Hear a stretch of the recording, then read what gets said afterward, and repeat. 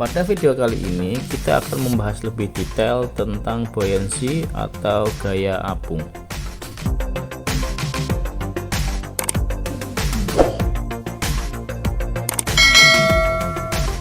Kaleng silinder yang ditunjukkan pada gambar ini mengapung sedemikian rupa sehingga bagian atas kaleng mengapung 3 cm di atas permukaan air di sekitarnya.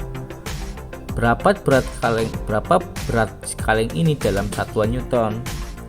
Kita akan menyelesaikan soal ini dengan menggunakan prinsip Archimedes. Prinsip Archimedes menyatakan bahwa suatu benda yang terendam bagian atas turunnya di dalam fluida baik gas maupun cairan akan mengalami gaya apung yang besarnya sama dengan berat fluida yang dipindahkan oleh benda tersebut. Jadi dalam kasus ini kita bisa menandainya sebagai simbol FB atau gaya apung adalah berat. Air yang dipindahkan oleh kaleng tersebut jika sistem kita berada dalam keadaan setimbang, maka saya bisa mengatakan bahwa jumlah gaya di atas ke arah vertikal Y harus sama dengan 0. Arah Y ini di sini didefinisikan ke atas. Dengan kata lain, gaya ke atas harus sama dengan gaya ke bawah. Gaya ke atas adalah gaya apung, gaya ke bawah adalah berat. Dan kaleng tersebut di mana itulah yang kita cari. Maka berat sama dengan gaya apung yang sama dengan berat yang dipindahkan. Oleh karena itu, berat kaleng ini akan selalu sama dengan volume yang dipindahkan oleh silinder ini dikalikan dengan densitas air untuk mendapatkan massa air yang dipindahkan. Kemudian dikalikan dengan percepatan gravitasi.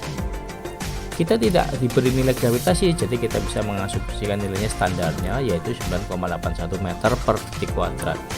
Kita juga tidak diberi jenis airnya, yaitu pendekatan terbaik adalah menggunakan bahwa air itu biasa pada suhu 20 derajat Celcius dan tekanan 1 atmosfer.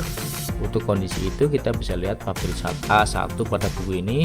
Di tabel A1 kita bisa melihat densitas air pada berbagai suhu dan tekanan 1 atmosfer. Untuk suhu 20 derajat Celcius nilai densitas air adalah 998 kg per meter kubik. Lalu volume air yang dipindahkan akan sama dengan volume dari sebuah silinder, yaitu luas penampang silinder dikalikan tinggi. Luas airnya adalah pi per 4 kali diameter lingkaran kuadrat dikalikan dengan tinggi air yang dipindahkan diameter lingkaran 9 cm dan tinggi air yang dipindahkan adalah 8 cm. Dengan kata lain, kita bisa menghitung jawabannya. Mari kita pindahkan perhitungan ke sisi lain yang ada di ruang untuk satuan. Jadi kita punya pi per 4 kali pi per 4 dikali 9 kuadrat cm persegi karena diameter dikali 8 cm yaitu di bagian rendah. Jadi ini adalah volume air yang dipindahkan. Lalu kita kalikan dengan densitas yaitu 3,12998 kg per meter kubik dan dikalikan dengan gravitasi 9,81 meter per second kuadrat. Jawaban yang kita inginkan adalah satuan Newton. 1 Newton sama dengan 1 kg per meter per second kuadrat. Tapi di sini satuan kilogram saling menghilangkan. Dari detik kuadrat juga hilang, meter pun hilang. Oleh karena itu kita masih punya satuan cm. Kita perlu mengubah cm ke meter karena 1 meter adalah 100 cm. Kita bagi dengan 100.